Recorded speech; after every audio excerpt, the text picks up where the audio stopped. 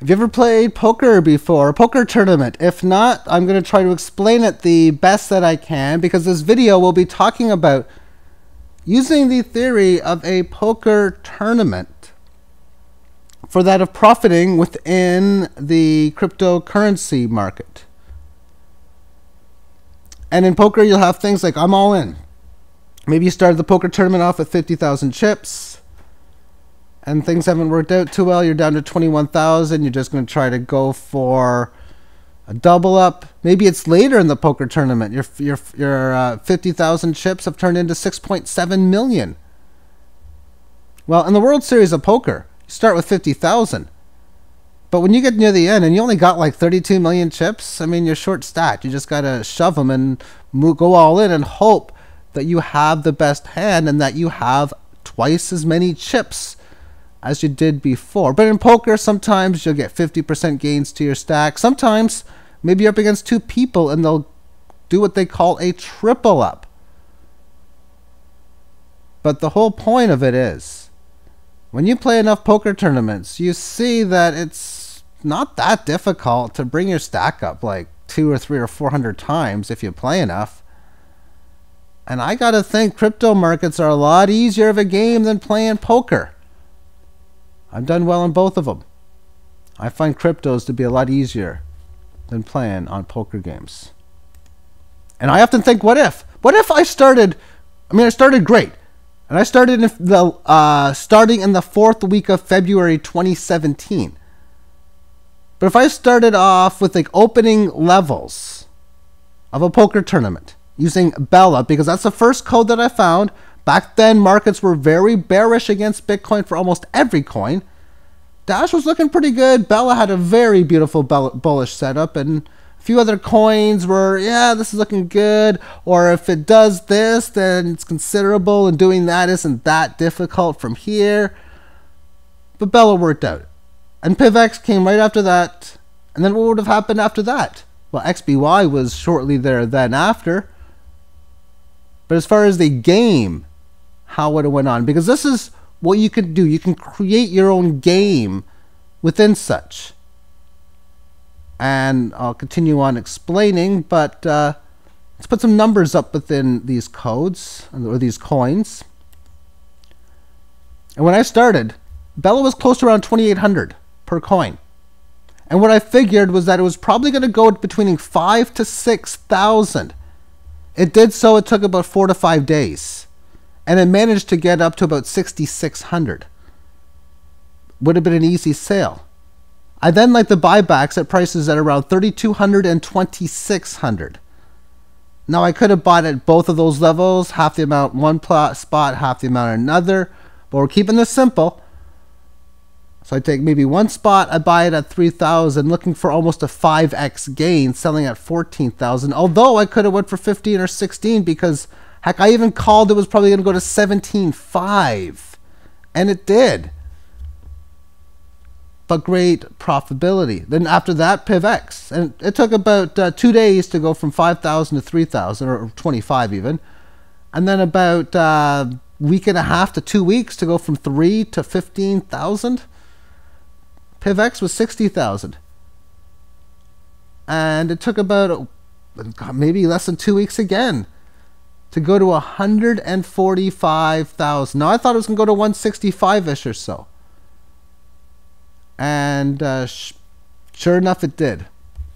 Let's take a look at the numbers on it. And if I would have started with 20% of a Bitcoin, which back then would have been about $200 or so Canadian, because back then it was about a little bit more than that, under $900 per Bitcoin in US dollars. I would have got 7,100 Bellas, and if I have 7,100 Bellas at 5,000, that turns into 0.35. So I take that 0.35, my stack of chips, but really coins, has increased from 200 units, we'll say, to 350. And then I could buy 11,650 back. The magic of buying low and selling high with the numbers. You get more. And if I sell them at 14,500, that's 1.68 Bitcoin. That'll get a 5x gain. It can happen in this game. You can't do that in poker in one tournament. I mean, you're never going to get 4 people to call your all in and then still win. But you take that 1.68 on PivX, buying, say, at you get 60,000 price, 60,000 Satoshi. That's what that would be. Buy 60,000 Satoshi for 1.68 Bitcoin, gave you 2,800. And then you sell the 2,800 at a price point of 145. Again, you could have got 165, but that would be greater than 4 Bitcoin. And that's greater than turning your stack up 20 times. So that's like playing in the World Series main event, going from 50,000 tournament chips to 1 million. And if you have 1 million chips in that tournament, you got a long, long, long ways to go if having 30 million in the final table isn't having that many at all. But if we look at the numbers, if you started with 1 unit, and then you turn into, say, 2.7, you find another play, it takes you up to, say, 6.5, and then you find a beautiful one that takes you up to, say, 27. And then you had a losing one, got you down to 20. And then you had another frustrating one. Let's assume you found a sweet play, and you figured it was good for a 5x gain. You wanted to turn this to 100. It got close, but you had to settle for this. You could have had 90. Maybe that's how close it got, or 85. But then it came back down. Then you had a good sell signal at 53. And then 53 can turn into, say, 115. Maybe you endure another loss. Say you go down to 87. And then you get another good one, 240. And then you have another good one, say, 650. You endure another loss. Maybe you're at 417. That was a big loss. Maybe 2 in a row. Maybe you go down to 285. But then another big gain, say 750. And then you have another big one here, so you're at 2,100. This number sequence is realistic when playing these crypto games. It could take a couple years to be able to get in and out of this many times. Because you could easily be buying stuff like we did last, say, June or July, and then watch it go down in August and September into October and such. Oh, but the market's all rallied in December. So you got big sales in. So that's going to work out to getting these kinds of gains to be possible. Now, of course, if you could do 1 to 2,100 in your lifetime on a play, that would be better than fantastic. But let's take a look at this more advanced. And let's just assume that you have, say, half a Bitcoin you want to put on. Well, you could play 10 different tournament games at the same time, or 20, or 25. Maybe you want to play 25 different codes to start. And you put in 0.02 on each one. Then when one of them sells, then you would sell it for whatever. Say in this case you got a good gain, you got to 0.057. You write that number down. You can put this in a spreadsheet, you can put this on a pen and paper. And then when you find another thing to enter into, this is what you enter in for, is that number there. And you have 25 of them. So some of them are actually going to win and some of them are going to go down. Just become, I'm not going to say useless, but you could buy one and just never sell it, and the 0.02 is worth, say, 0.0035, and the thing just crashed on you. Good thing you got 24 other plays. But you could play maybe 20 of them and go 0.025, or go 10 of them and go start off with 0.05 each, or however the math works. Maybe you want to start with 0.005 at a smaller stake play, or start with 0.5 on a higher stake play as possibilities as well. And I'm a crazy person with the types of games that I can make. So let's just assume that I were to do this. I would literally make a game out of this. Sort of like a sports league. So I'm putting this into so many different coins. Sometimes I'll wait for a setup. Sometimes I'll have a buy order waiting to buy. Because you want to get the best prices as well too.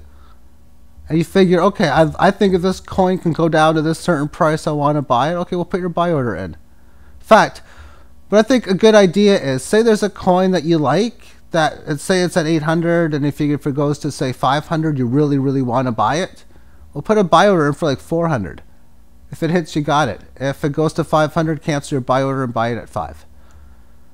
So you have all of these different coins. You're playing 3, 4, 5, 6, 7, 8, 9, 10 different coins. They're all going to start with the same amount. They're all going to have its special rules. They don't have to sell for the same X amount of gain. But you put in one coin. Okay, I see a sell target here, so that's what I'm going to sell for. Of course, you want to go for the big gains again, the 2x, the 1.5s, the 3x, 4x, whatever you can get. If you want to go for 20x and they're possible, then go for it.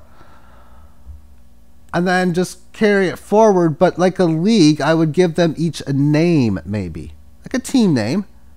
And they'd have their score, which is their value, and I can see which one will do better against each other. I mean, it's like meaningless score to a degree for the purposes of just seeing who beats who. But it's just like something of like whatever kind of deal. Like I can just see how high. It's like playing a video game, trying to get the highest score you can. You're making a game out of a game. You're starting each one off at 1 unit. 10 units total. So you're trying to get this thing up maybe, and I did the number sequence to 2. And then maybe to 5. Oh, this one sold. I got a good gain here. This is at 2.5. And this one sold. I got a good gain here at 3. And this one sold again. I bought something else, and it went tripled in like 2 days. So we'll just say I sold a bit under it. It's worth 7 now. And just play the game in which how you want. Then you find out, oh, this one lost or whatever. This one was my big loser. This one didn't do so well. And of course, maybe in time, this one might turn into be worth, say, your leader at, say, 239. Doesn't look neat. I wanted to tease you thinking it was 39, but no, I think you can get some interesting games. Now, when I talk about the timeline this would take to happen, I mean, you could be talking 2 years of time.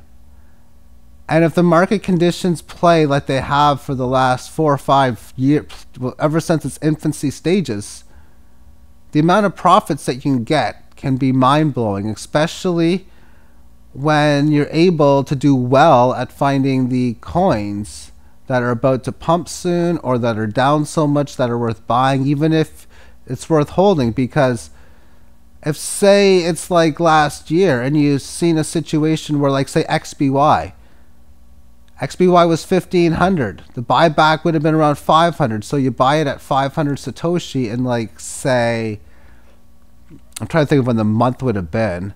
I would have guessed June to July, maybe July, early July. And then you wait all the way into the end of December to get your sell numbers. And you could have got 1,500. You also could have got 5,000 too. But like I said, if you miss out on the greatest of sale, so be it. And if you think of a boat, almost like how a subway boat would be, or a train where they have multiple stops, if you get off early on your destination, oh well, at least you got your profits. So yeah, I just wanted to go over this kind of strategy. I think with the spreadsheet and even just like a regular school textbook with the things on, you can write down on one page, this is the code I'm playing, this is how much I put in, this is my sell target. When something happens, you just update these scores, if you will. And to me, I think this has got definitely good potential. I like to obviously look for coins that have been hit down a lot in price, and we're at a stage now where a lot of them kind of are. If you look at market conditions, there's really a couple times I'd want to buy, and they're really in this spot. As the one would be is, oh, you had a market that was going way up before. And let's just even say it was even going up even, like it was well below the bottom of this page in here. So now you have a situation where it went down. It's not at all-time lows. Again, let's just assume that this is, say, 1,000 Satoshi. Say you're now at 200. And then when this thing got going before, it got going from like 50 or something. So of course, if you're at a spot here, then yeah, buy here. But it's going to work out that this would have been fine too. And that's part of the waiting game in this spot here. Also, if you can get some sort of bullish type of play like this, then instead of buying at 200, maybe this is a buy at, say, 290 or whatever. A little higher, but still decent time. And a lot of markets are showing this type of setup. Some of them are showing that their moves are not doing what you just seen, but maybe doing something like this, close to this low. But if you started trading, like for the last 5 months, trading's been difficult because markets have been going down, Bitcoin's been going down, and volatility is becoming very small, which I think is a very integral part of the trading. So it makes it very frustrating to start. And you can say, well, I don't want to get into it now because the market's been going down and the volatility has been so bad. It's just been non-profitable. Well, you know what? If you've been hesitating to get in, be thankful. Or if you just found out about or realized you can just now start doing it, be thankful that that works in the situation. Just like if you find out about physical silver, if you think, oh man, it's a great investment. Well, be thankful the price is $16 and not $86 kind of deal. And yeah, that's how I look at it, as in just if you have times where you gotta wait to go through it, the way I look at it is over the long run, especially when you're talking about 2-3 years. And that's not that long of a run when you talk about one's investing life. The amount of gains that can be had from something like this can be immaculate. Again, you want to have a good strategy of, okay, how am I going to mathematically get the best gains? How can I play more advanced to pick away with it instead of just buying and selling it all the time? Maybe I can sell a bit here, a bit there. How can I effectively do it? When you ask yourself those questions and such, that's great. Because that's what you do when you come up with a game plan. You come up with the plan and then you execute it. That's what it comes down to. If you look at in sports, a lot of owners and general managers will pay big bucks for their head coaches and their staff to do strategic kind of things. And the more strategy you can put into game theory, oh, the better you're going to do. And playing the crypto trading game, it's a game theory game to say the least. So I hope this has helped somebody. Again, I want to come up with as much great trading ideas and stuff that I can within this channel. I think this was a pretty good video. And yeah, to find coins that are really good, the fundamentals that you might know can help a lot if you're into fundamentals. Like, oh my goodness, this is about to pump. Then you put it into one of your coins. But I already got in my 20. And I think this is going to go up. Okay, which of your 20 is the weakest link? Get out of that and get into another. Find ways of winning in this game. Thank you for tuning in and have yourself a great day. Bye-bye.